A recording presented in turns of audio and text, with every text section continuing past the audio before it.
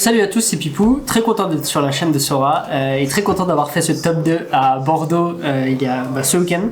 Et du coup, je vais vous présenter mes match-ups, ma decklist et après quelques petits remerciements parce qu'il y a des membres de l'équipe qui m'ont bien supporté. C'est moi. Notamment Sora.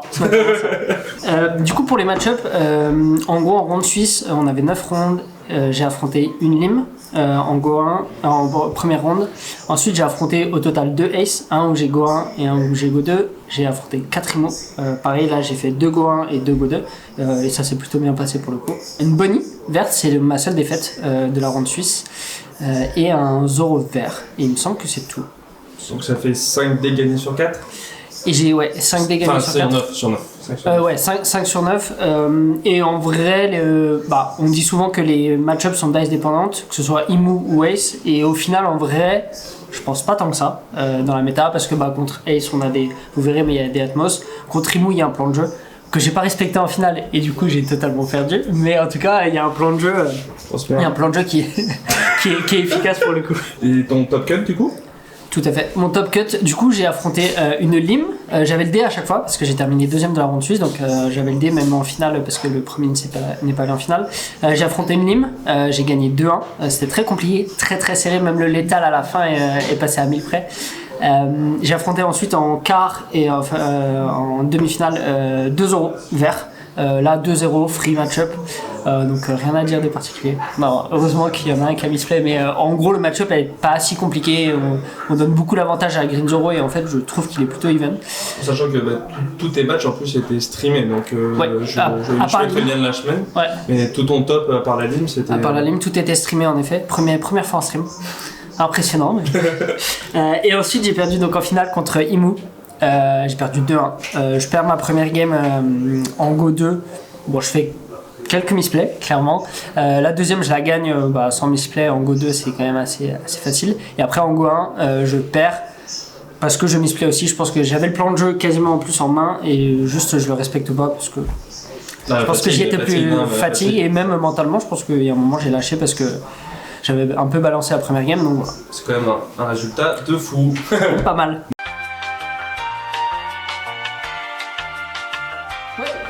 Du coup pour la decklist, vous verrez tout est en alt pour le coup. J'avoue j'ai tout pimp. Le leader forcément. Donc le leader Ace, classique, vous connaissez l'effet leader.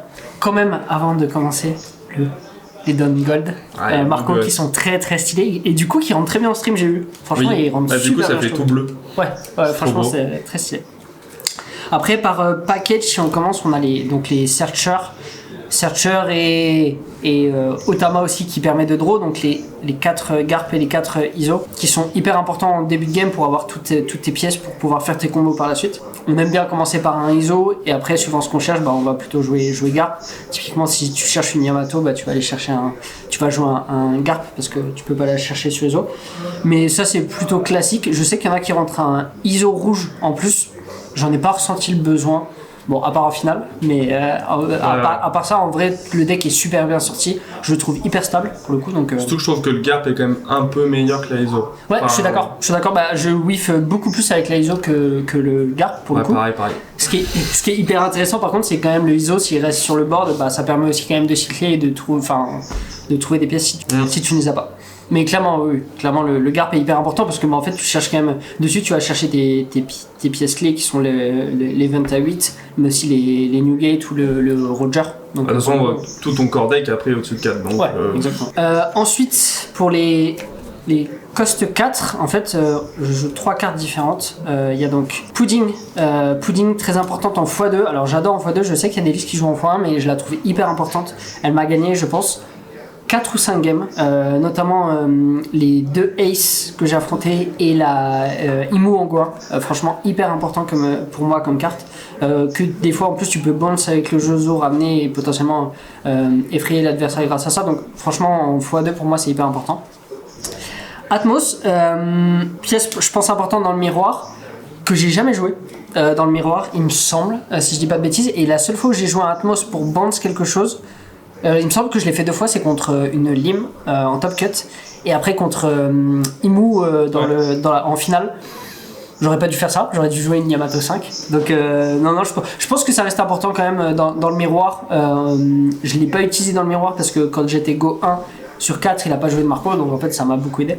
Mais sinon, je pense que c'est hyper important quand même pour gagner de la tempo. Et Marco, une carte incroyable qui draw 3 dès qu'elle est KO. Oui, hyper importante, moi dans mon gameplay en plus, et dans mon game plan, face à des Zoro verts ou Turtle, ou même Imu en Goa, où en fait à la fin normalement je devrais, avec mon plan de jeu Turtle et tout. Et donc je pense que c'est une carte hyper importante du deck, et bien sûr en x4. Ensuite, on va dire en mid-range, on a 2 cartes que sont Yamato et Jozu. Yamato, je sais aussi qu'il y en a qui jouent en x3 seulement. Bah, je la trouve en mid-game hyper importante. Tu draw 2, en plus tu donnes un don à ton leader, donc si même elle est KO par un Mars ou des choses comme ça, bah, en fait tu draw, donc en fait tu trouves tes pièces. Encore une fois, si tu n'as pas trouvé tes pièces sur tes searchers, bah, en fait une Yamato ou même un Marco potentiellement permet de les trouver grâce à la draw. Donc je pense que c'est une carte hyper importante en x4 et une carte clé pour moi, donc je la couperai pas du tout. Et Jozu, bon, ça a été le MVP dans plein de games, notamment contre Lim. Cassez-vous qu'il est pas en alt. Ouais. Il n'existe pas encore en alt, mais le jour où il est en alt. C'est vrai que c'est fou, hein. En plus, elle tourne depuis longtemps la carte, hein. C'est quoi, c'est OP8 et elle a été jouée dans énormément de decks. Le GOAT dans le deck. Ouais, clairement. Trop fort. Lim, ça m'a sauvé. Toutes les games de Lim m'ont été sauvées grâce à ça et grâce au Bond. Forcément, dans le miroir, la guerre de Jozu qui bande, c'est un Jozu et tout, c'est hyper important. Et ensuite, on passe tout de suite, on va dire, au package Whitebird avec les 4 Blockbird, les 2 qui te mettent base 8 et les events à 8 qui sont hyper importants. Bien sûr, parce que ça te permet de, entre guillemets, fake ramp. Pas grand chose à dire, entre guillemets, sur les decks. Je pense que c'est hyper important dans un premier temps de jouer forcément l'event à 8 et de toujours jouer un New Gate Blocker. Ça te permet de gagner de la tempo, de gagner des cartes, ou en tout cas de cycler ta main.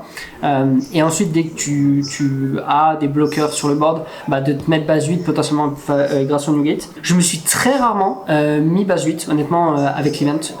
Ça m'a servi dans quelques match-ups, bien sûr.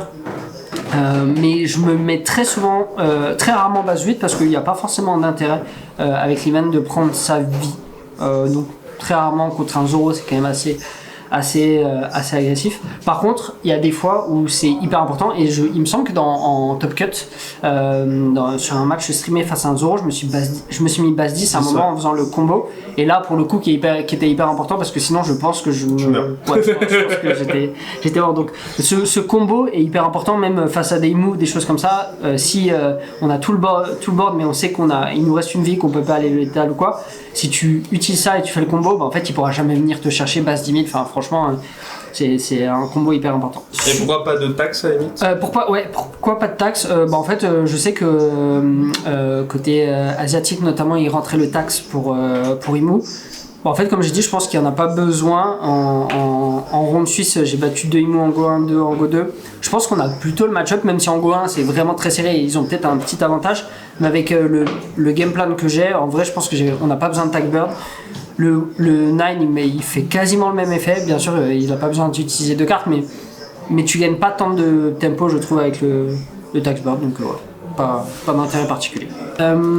Ensuite, on va dire en event, si je prends les events, on a 2 Red Rock et 2 Radical Beam. Là aussi, ça brille. Donc les 2 Red Rock, Red Rock est hyper important typiquement dans le miroir, et principalement dans le miroir, ou alors contre vert. Quand il joue par exemple un Zoro ou un Shanks 10, ça peut être intéressant. Typiquement, même si j'ai perdu ma game face à Bonnie, à un moment il a Tashigi sur le board et Red Rock. D'ailleurs, c'est un autre moment où j'ai utilisé Atmos parce qu'il a Tashigi et... Enfin, Atmos la Tashigi et j'ai Red Rock le Zoro, ce qui me mettait en très bonne position. Donc très important.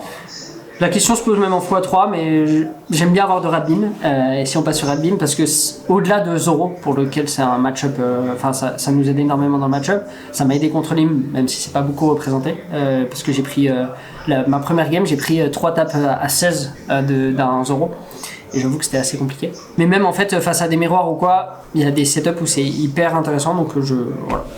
J'adore cette carte. Se pose la question de potentiellement mettre un Vista bloqueur à 1.